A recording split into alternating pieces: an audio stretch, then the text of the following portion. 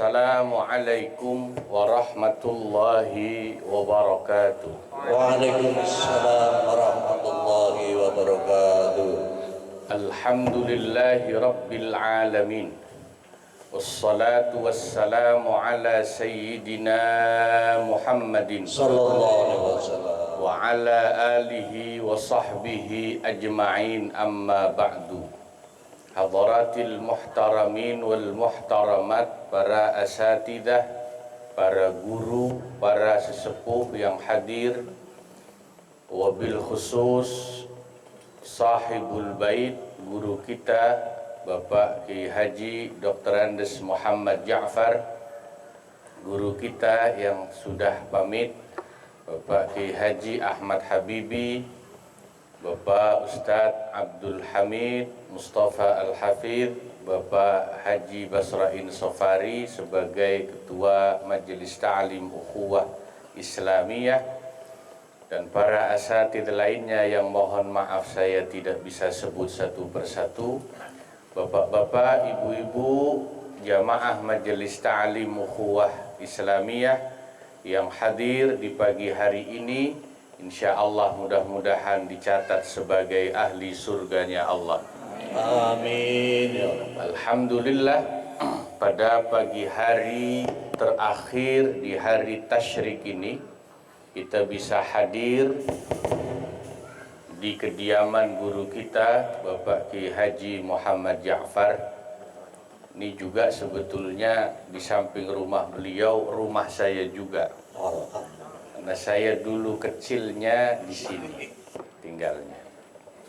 Ya, setengah rumah saya juga. Kecilnya saya lahir di sini, tinggal di sini. Ya, untuk ngaji pertama rutin, yang kedua hormat. Ya, tasyakur khitan cucu beliau yang bernama Ananda Muhammad Afif, ya, Ar-Rafif bin Ahmad Fakhrur Razi. Ini dulu saya menangin sunatnya bapaknya Fakhrur Razi itu, sekarang sunatnya anaknya. Ya, nah, moga-moga dengan dua niat ini Allah berikan pahala dan keberkahan yang berlimpah untuk kita semuanya. Amin. Ya. Dan semoga hadir kita ikut memeriahkan, memberikan doa ini akan termasuk bentuk mengamalkan hadis Nabi Muhammad sallallahu alaihi wasallam yang kata Nabi, lil jannati baban yuqalu lahu al-farah la yadkhuluha illa man farraha sibyan. Di surga itu ada satu pintu namanya babul farah. Farah itu artinya gembira. Tidak bisa masuk ke pintu surga babul farah itu illa man farraha sibyan, kecuali orang yang menggembirakan, membahagiakan anak-anak kecil. Makanya moga-moga dengan hadir kita, doa kita di sini membahagiakan Ananda Muhammad Afif, ya, yang disunat itu, ya, sehingga kita mendapatkan pahalanya. Hari tasyrik itu 3 hari. Ini hari ketiga, ya, ke-13, 11, 12, 13, Bapak Ibu. Kenapa disebut hari tasyrik dan kenapa orang Islam diharamkan puasa di hari tasyrik? Pertama alasannya, ya, karena hari tasyrik itu masih satu rangkaian dengan Idul Adha. Makanya tidak boleh puasa. Ya. Disebut hari tasyrik itu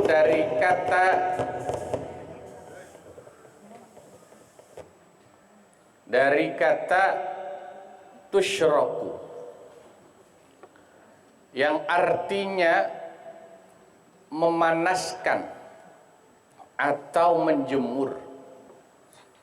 li'anna luhumal tadhiyati tusyraku fiha, karena dulu di zaman Nabi selama hari tasyrik itu orang-orang yang punya daging kurban menjemur dagingnya di bawah sinar matahari untuk dibikin dendeng supaya awet. Makanya disebut ayyamut tasyrik. Ayyamut tasyrik atau hari tasyrik juga bisa diartikan bersinar, bercahaya, berseri-seri. Sebab wajah orang Islam pada hari tasyrik itu bercahaya dan bersinar, berseri-seri, sebab pada punya daging. Alhamdulillah. Cuman kalau saya perhatiin di sini yang berseri-seri, bersinar cuman ibu-ibunya doang. Karena pakai skincare. Bapak-bapaknya sih biasa aja bapak-bapaknya. Ya. Tapi berseri-seri juga karena bau bekas nyatenya masih kecium. Nah itu makna ayyamut tasyrik.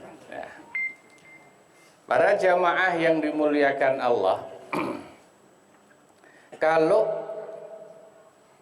orang mengaji ilmu fikih yang materi utamanya menjelaskan hukum halal, haram, mubah, sunnah, makruh dan lain sebagainya, itu bagus. Tapi belum sempurna kalau hanya belajar fikih. Sebab kadang-kadang ilmu fikih kalau disampaikan apa adanya bisa jadi tidak membuat semangat orang yang ngaji. Semalam ada jamaah saya yang tanya, beliau hadir kebetulan di depan saya, Pak Haji Romdon Roni, Ketua RW 05 Kelurahan Kebon Bawang.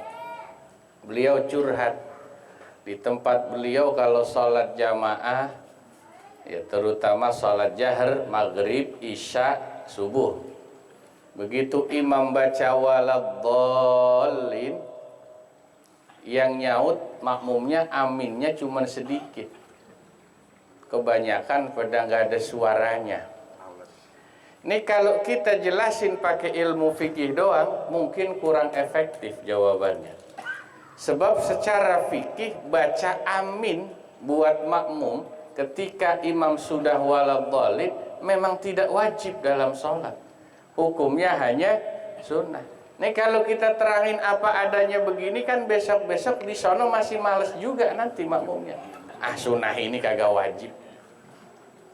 Makanya untuk melengkapi fikih yang seperti itu kita butuh pendekatan berikutnya. Dikenal dengan ilmu at-targhib wa tarhib istilahnya. Apa itu at-targhib wa tarhib? At-targhib itu artinya ilmu dakwah yang isinya memotivasi umat untuk semangat ibadah, karena di situ dijelaskan fadilah dan pahala-pahalanya ibadah.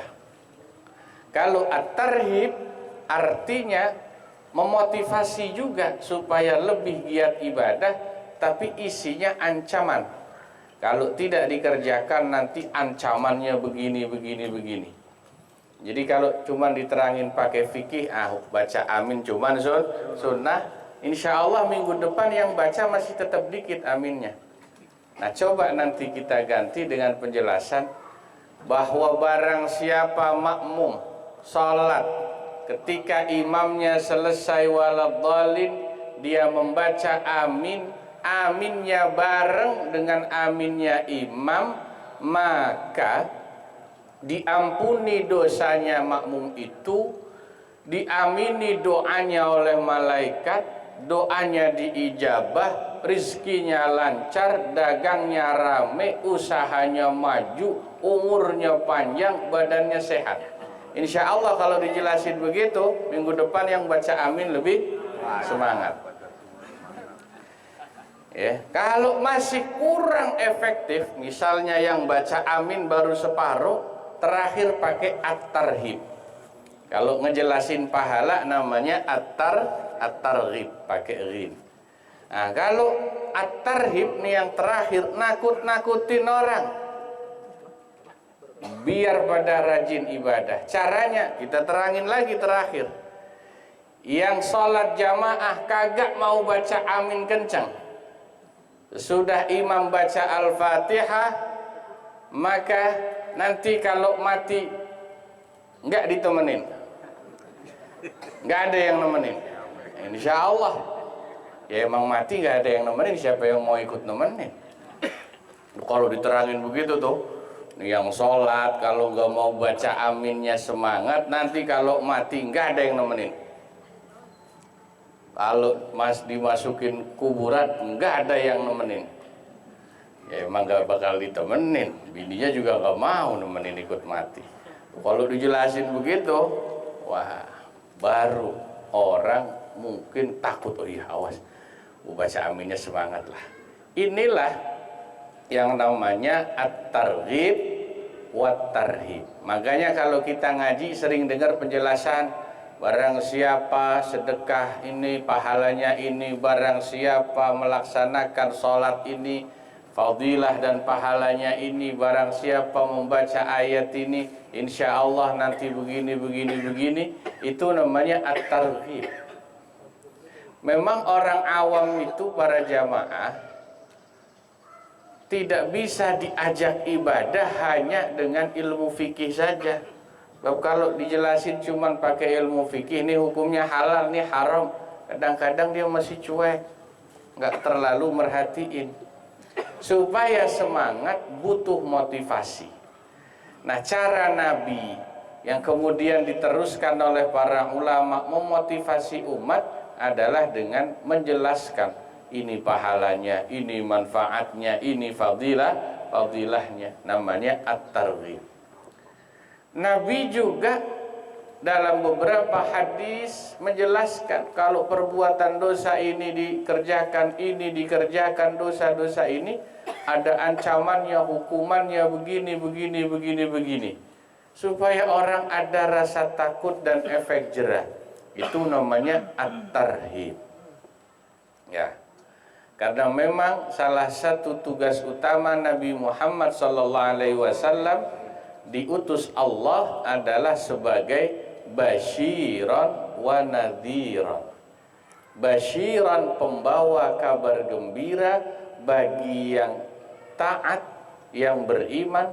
Nadhiran, orang yang membawa peringatan dari Allah bagi manusia yang tidak taat dan membangkang perintah Allah. Nah, tentu kalau orang yang tingkatan ibadahnya sudah ikhlas, beda sama orang awam. Kalau orang yang sudah ikhlas karena Allah, insya Allah nggak perlu ditakut-takutin. Dia sudah istiqomah, nggak perlu dijelasin panjang lebar nih pahalanya apa, fadilahnya apa, manfaatnya apa. Nah, karena kita ini kebanyakan orang yang masih awam, sehingga memang butuh untuk disemangati, disemangati ya.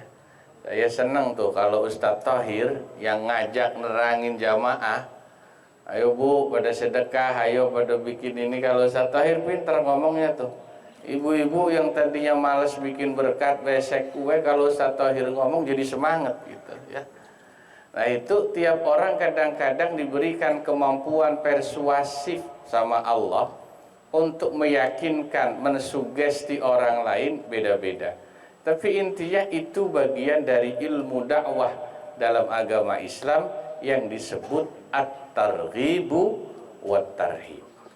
Nah, para jamaah yang dimuliakan Allah Subhanahu wa ta'ala, tadi guru kita Bapak Ustadz Abdul Hamid sudah bilang, beliau katanya mau ada acara lagi, jadi tidak etis kalau saya panjang lebar, nanti beliau ditunggu di tempat yang lain, sehingga ya supaya gantian.